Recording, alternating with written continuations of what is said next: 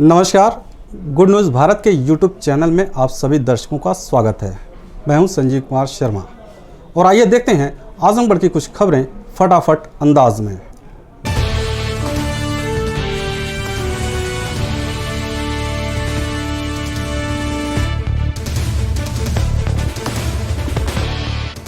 UP के आजमगढ़ में एक तरफ प्रवासी श्रमिकों के आवागमन का ग्राफ तेजी से कम हो रहा है तो वहीं दूसरी तरफ कोरोना वायरस पॉजिटिव मरीजों की संख्या में तेजी से वृद्धि हो रही है। अब कोरोना वायरस का संक्रमण शहर से लेकर गांव तक तेजी से फैल रहा है। हालांकि स्वस्थ होने वाले मरीजों की संख्या में भी वृद्धि हुई है, लेकिन इस संक्रमण से बचने के लिए आप सब लोगों को सावधानी बरतनी होगी, वरना जरा सी असावधानी के चलते कोरोना वायरस किसी को भी अपनी चपेट में ले लेगा। अब आइए डालते हैं आजमगढ़ में कोरोना पॉजिटिव की लेटेस्ट अपडेट पर एक नज़र। आजमगढ़ में शनिवार को कुल 10 नए कोरोना संक्रमित मरीज मिले हैं। पॉजिटिव मरीजों की संख्या 153 पहुंच गई है। जिलाधिकारी राजेश कुमार ने इन आंकड़ों की पुष्टि करते हुए बताया कि जनपद में अब कुल कोरोना संक्रमित मरीजों की संख्या 153 पहुँच गई है। इसमें से पूरे 100 कोरोना के एक्टिव केस मौजूद हैं। 50 मरीज स्वस्थ होकर डिस्चार्ज हो चुके हैं तो 3 की दुखद मौत हो चुकी है। शनिवार यानी 6 जून की देर शाम शहर कोतवाली क्षेत्र के आसिफगंज मोहल्ले में 3 कोरोना पॉजिटिव मरीज और पाए गए। यहां एक व्यक्ति कुछ दिनों पहले संक्रमित मिला था। यह तीनों मरीज उसी की चेन से जुड़े हुए हैं। इसमें एक घर में काम करने वाली महिला है। इसके अलावा परिवार के 2 लोगों की संक्रमण की पुष्टि हुई है। काम करने वाली महिला भी इसी मोहल्ले की निवासी है। परिवार में भाई और पुत्र का संक्रमण मिले हैं। हालांकि यह मोहल्ला पहले से ही कंटेनमेंट जोन घोषित है। इसके अलावा 2 अजमतगढ़ ब्लॉक के हैं। सुराना निवासी 24 वर्षीय संक्रमित युवक 18 मई को सूरत से घर आया था। अजमतगढ़ नगर पंचायत वार्ड के 2 महादेवा नगर निवासी 84 वर्षीय स्थानीय व्यक्ति में भी कोरोना संक्रमण पाया गया है। मार्टिनगंज के मखदूमपुर गांव निवासी एक संक्रमित व्यक्ति मुंबई से आया था, जो कोरोना संक्रमित पाया गया है। इसलिए गुड न्यूज भारत की अपील है कि आप बिना मास्क लगाए घरों से बाहर न निकलें। सोशल डिस्टेंसिंग का कड़ाई से पालन करें, यानी आपस में 6 फीट की दूरी बनाए रखें। किसी से हाथ न मिलाएं, केवल अभिवादन करें। अपना हाथ साबुन से धो लें या सैनिटाइजर का प्रयोग करें। कहीं भी भीड़ भाड़ वाले इलाकों में न जाएं। बाहर से आने वाले लोगों से कतई न मिलें। अपनी शरीर की प्रतिरोधक क्षमता बढ़ाने के लिए उत्तर प्रदेश सरकार के आयुष कवच ऐप का प्रयोग करें। इसे अपने एंड्रॉयड फ़ोन में गूगल ऐप के जरिए लोड करें और उसके दिशा निर्देशों का पालन करें। यदि आप यह काम करेंगे तो निश्चित रूप से कोरोना से आप बच पाएंगे। आजमगढ़ जिले में 8 जून से सभी धार्मिक स्थल नियम और शर्तों के साथ खुलेंगे। इस बात की जानकारी जिलाधिकारी राजेश कुमार ने दी है। डीएम ने बताया कि सरकार की गाइडलाइंस के अनुसार 8 जून से सभी धार्मिक स्थल, मंदिर, मस्जिद, चर्च और गुरुद्वारे खोले जाएंगे। लेकिन इससे पूर्व जो गाइडलाइन है उसको सभी धर्मगुरुओं को पालन करते हुए मास्क और ग्लव्स पहनना अनिवार्य होगा। डीएम ने बताया कि सभी धार्मिक स्थलों पर 2 गज की दूरी पर गोलालब बनाना होगा, ताकि जो श्रद्धालु हैं आसानी से खड़े होकर अपनी बारी का इंतजार कर सकें। सभी को मास्क पहनने के साथ धार्मिक स्थल को सैनिटाइज करने की व्यवस्था सुनिश्चित करनी होगी। साथ ही एक माइक की व्यवस्था करनी होगी, ताकि समय समय पर लोगों को सचेत और सतर्क करने के लिए अनाउंसमेंट किया जा सके। 8 जून से कई प्रतिष्ठान और चीज़ें जो हैं उस पे से कुछ प्रतिबंध हट रहे हैं, जिसमें से मुख्य है कि धर्म स्थलों और पूजा स्थलों पे अब पूजा अर्चना करना और जाना अलाउड होगा। जैसे कि धर्मस्थल और पूजा स्थलों पे यह अनिवार्य होगा कि जो 2 गज की दूरी बनानी है, जो दर्शन करने आना चाह रहे हैं, पूजा अर्चना करने आना चाह रहे हैं, वो 2 गज की दूरी उनको बनानी पड़ेगी। तो सभी हमारे जो धार्मिक स्थल हैं, मंदिर, मस्जिद, गिरजाघर, गुरुद्वारे और बाकी सभी को इसको फॉलो करना पड़ेगा। उसके लिए 2 गज की दूरी बनाने के लिए सबको गोले इस तरह बनाने पड़ेंगे जिसमें कि उसमें लोग आराम से खड़े हो सकें और अपनी बारी का इंतज़ार करें। अंदर अर्चना करने के लिए जो निश्चित जगह है उसके हिसाब से वहाँ पे अलाउड किए जाएंगे कि 2 गज की दूरी उनकी हो सके अंदर पूजा स्थल में जाने के लिए भी। और साथ में जो पूजा अर्चना करेंगे और जो बाकी लोग हैं, धार्मिक धर्मगुरु हैं, उन सबको भी मास्क और ग्लव्स पहनने के लिए की व्यवस्था करनी होगी। साथ में एक उसकी व्यवस्था करनी होगी कि माइक के माध्यम से ये चीज़ें प्रसारित हो सकें, जिससे कि लाइन में सब लोग आराम से लगें और व्यवस्थाओं के बारे में जो भी दर्शनार्थी हैं उनको सूचना मिल सके। आजमगढ़ मंडलीय अस्पताल में डॉक्टर से अभद्रता व मारपीट करने के मामले में एसआईसी ने आरोपियों के विरुद्ध मुकदमा दर्ज कराया है। बता दें कि मंडलीय अस्पताल में गंभीरपुर थाना क्षेत्र के सराय पलटू गांव निवासी कोरोना संदिग्ध दिनेश राय को भर्ती कराया गया था। 2 घंटे बाद अस्पताल में दिनेश राय की मौत हो गई थी। मौत के बाद मृतक के परिजनों ने अस्पताल में हंगामा खड़ा कर दिया। एक वार्ड बॉय के साथ हाथापाई की तो डॉक्टर से अभद्रता की थी। मृतक कुछ दिन पूर्व मुंबई से आया था। कोरोना संदिग्ध होने से अस्पताल के डॉक्टरों में भी हड़कंप मच गया था। उक्त मामले में मंडलीय अस्पताल के एसआईसी डॉक्टर SKG सिंह ने शहर कोतवाली में तहरीर दी। पुलिस ने मृतक दिनेश राय पुत्र बलिराम राय के परिजनों के विरुद्ध डॉक्टरों से मारपीट करने, सरकारी कार्य में बाधा डालने के आरोप में रिपोर्ट दर्ज की है। आजमगढ़ जिले में भारत रक्षा दल के नगर अध्यक्ष मनीष कृष्ण ने अपनी मां की पुण्यतिथि पर अपने सभी भाइयों के साथ रक्तदान किया। निराश्रित, अनजान, परिचितों और जरूरतमंदों के लिए मनीष कृष्ण अपने 4 भाइयों और भतीजों के साथ ब्लड बैंक सदर अस्पताल पहुंचे और वहां 5 यूनिट का रक्तदान किया। इस दौरान मनीष कृष्ण ने बताया कि कोरोना महामारी में जहां लोगों को ब्लड की आवश्यकता है और ब्लड बैंक में ब्लड कम होने की वजह लोगों को ब्लड मिलने में दिक्कत हो रही है, तो इस पे अपने परिवार में विचार करके अपनी मां की पुण्यतिथि पर अपने भाइयों के साथ उन्होंने रक्तदान किया।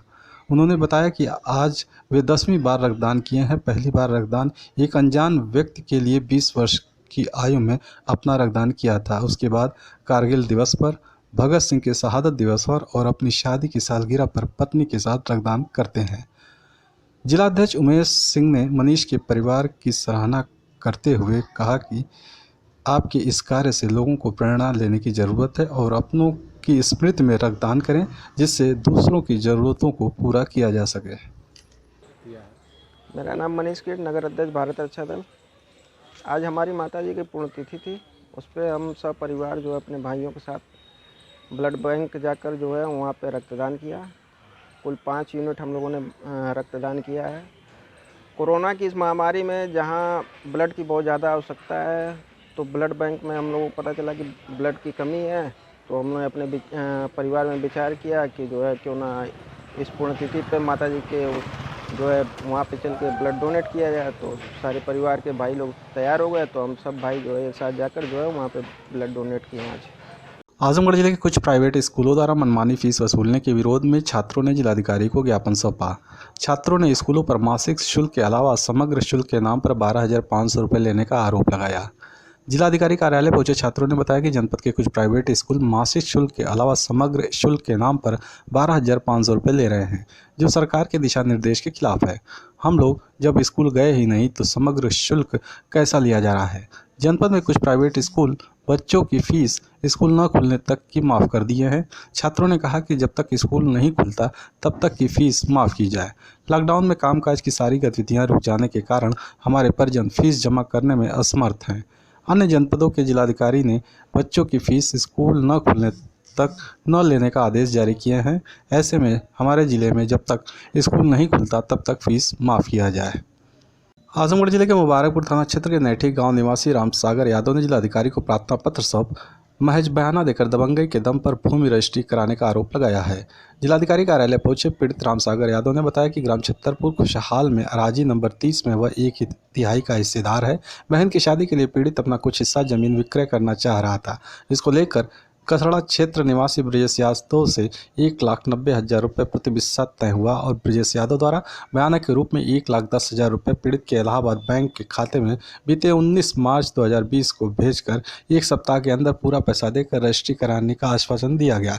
इसके बाद ब्रजेश यादव द्वारा लगातार रजिस्ट्री टाली जा रही थी। अचानक 2 जून 2020 को ब्रजेश की नीयत बिगड़ गई और वे अपनी करीबी अनजान शहीद निवासी सूरज गुप्ता के माध्यम से ब्रजेश उसे घर बुलाए। पीड़ित रामसागर यादव का आरोप है कि जब वह अपने मित्र श्याम अवध यादव को साथ लेकर उसके घर पहुंचा तो दबंग किसके ब्रजेश यादव द्वारा दोनों को बंधक बना लिया गया और पूरी रात असलहे के दम पर डरा धमका कर भयभीत करते हुए सुबह होने पर रजिस्ट्री कार्यालय ले जाकर जबरन 7 बिस्सा जमीन बगैर मुआवजा दिए ही अपने नाम रजिस्ट्री करा लिए और पीड़ित और उसके दोस्त को जान माल की धमकी देते हुए किसी तरह छोड़ा। पीड़ित ने जिलाधिकारी से मिल उक्त दबंग के खिलाफ कानूनी कार्रवाई करने की मांग करते हुए न्याय की गुहार लगाई है। मिलते हैं एक छोटे से ब्रेक के बाद। आप देखते रहिए गुड न्यूज़ भारत।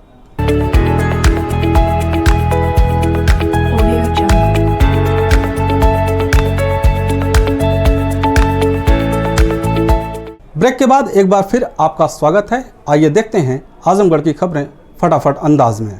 आजमगढ़ के सांसद व समाजवादी पार्टी के राष्ट्रीय अध्यक्ष अखिलेश यादव ने तमौली गांव निवासी जय हिंद की मृत्यु पर 1 लाख रुपए की आर्थिक मदद किया और उनके परिवार को सांत्वना देने हेतु पत्र देकर संवेदना व्यक्त किया।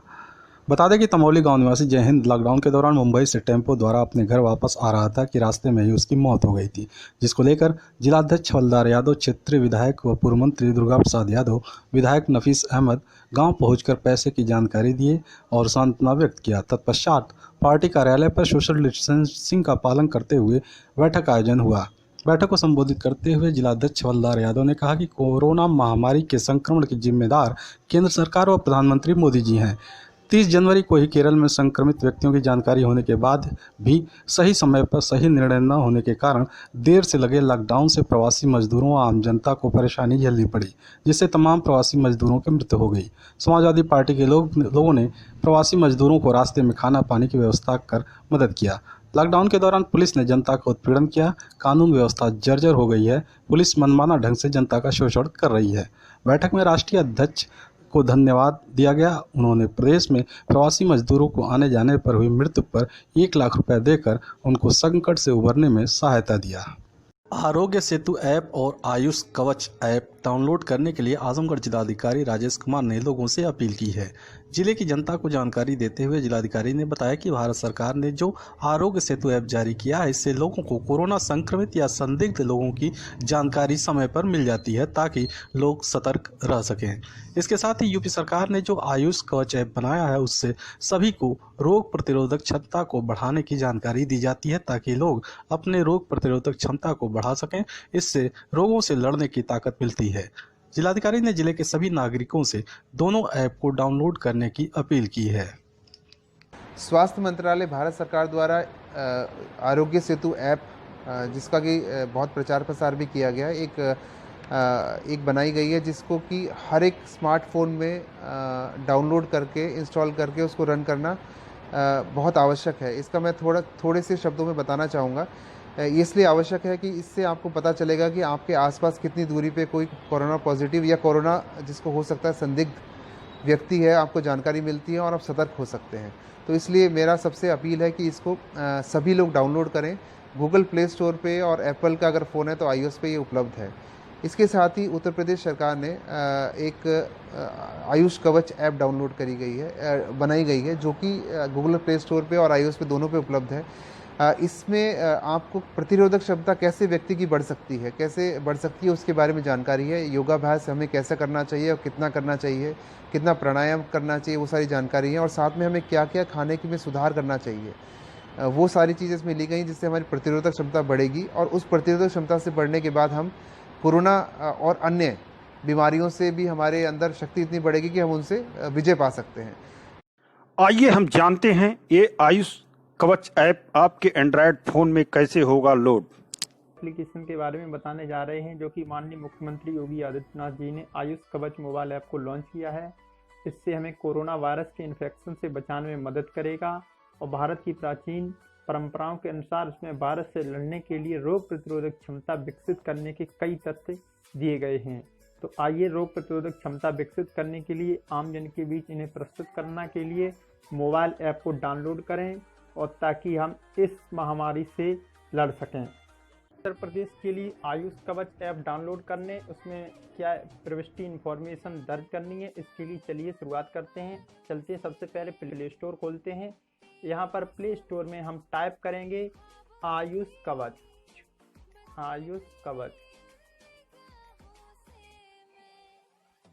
टाइप करके सर्च करेंगे तो आपको जो तीसरे नंबर पे आयुष कवच कोविड दिख रहा है, यहाँ पर क्लिक करेंगे। यहाँ पर ये जो आपको दिख रहा और इसको इंस्टॉल कर लेंगे। हमारा ऐप डाउनलोड हो चुका है। अब इसको ओपन करते हैं।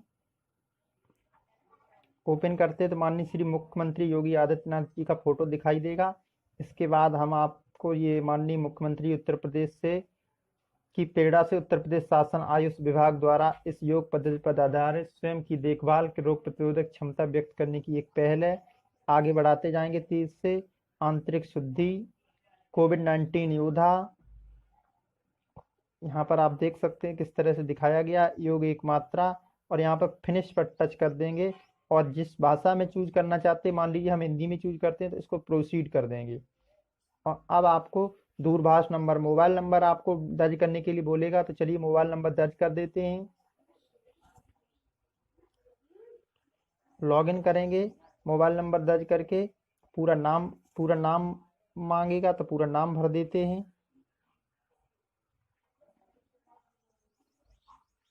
पंजीकरण पर क्लिक कर देंगे।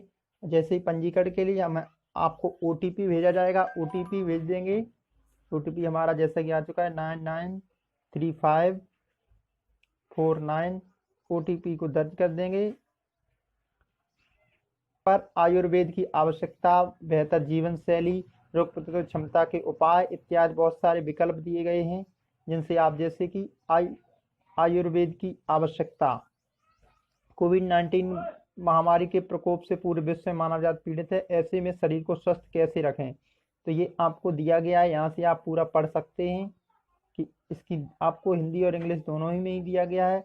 बेहतर जीवन शैली, इसमें भी आप स्वास्थ्य कैसे रह सकते हैं, स्वस्थ जीवन शैली किस तरह से अपना सकते हैं, आप अपने आप को प्रतिदिन कैसे स्वस्थ रख सकते हैं अच्छे से, और रोग प्रतिरोधक क्षमता, आयुष मंत्रालय के ये उपाय दिए गए हैं कि आप किस तरह से रोग प्रतिरोधक क्षमता, पूरे दिन गर्म पानी पिए, इस तरह की आपको ये इसमें दर्शाया गया है। और इसके बाद कोविड-19 की देखभाल, कोरोना वायरस से देखभाल किस तरह से दिखाई गई है कि देखो, घर आपका है, परिवार इंतजार कर रहा है, कोविड-19 से बचाव ही एक आपका उपाय है। यहाँ पर बहुत सारे ये पोस्टर भी डाउनलोड कर सकते हैं। इस ऐप में बताया गया है आपको कोरोना वायरस से लड़ने के बारे में। तो आप इससे लाइव योगा सत्र, यहाँ पर आप लाइव योगा देख सकते हैं। योग तथा ध्यान संबंधित वीडियो भी यहाँ पर आपको दी गई है। जैसे कि इसी वीडियो पर हम क्लिक करते हैं तो आइए अब हम योग साधना का अभ्यास यौगिक सूक्ष्म व्यायाम संबंधी यहाँ पर आपको वीडियो भी प्रोवाइड किए गए हैं।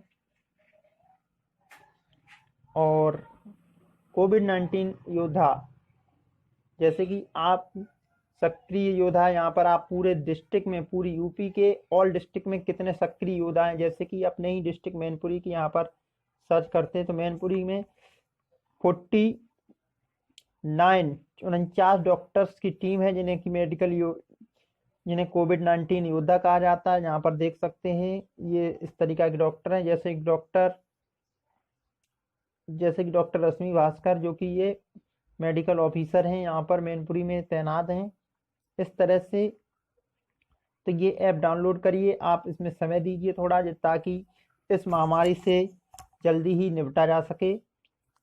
रोग प्रतिरोधक क्षमता, कोविड-19 की देखभाल, हमारे विशेषज्ञ, और यहाँ पर आप विशेषज्ञों से प्रश्न भी पूछ सकते हैं। यहाँ पर पैनल हमेशा तैयार रहता है, आप यहाँ पर कोई भी अपना क्वेश्चन की कमेंट कर सकते हैं किसी भी तरह। इसके अलावा राज्य स्तरीय कंट्रोल रूम, जो कि प्रत्येक डिस्ट्रिक्ट के कंट्रोल रूम हेल्पलाइन नंबर दिए गए हैं, जिससे आप सीधे आप देख सकते हैं CM हेल्पलाइन नंबर जो आपको दिया गया है 1076 स्वास्थ्य विभाग टीम के लिए दिया गया है, एकीकृत आपदा केंद्र के लिए दिया गया है।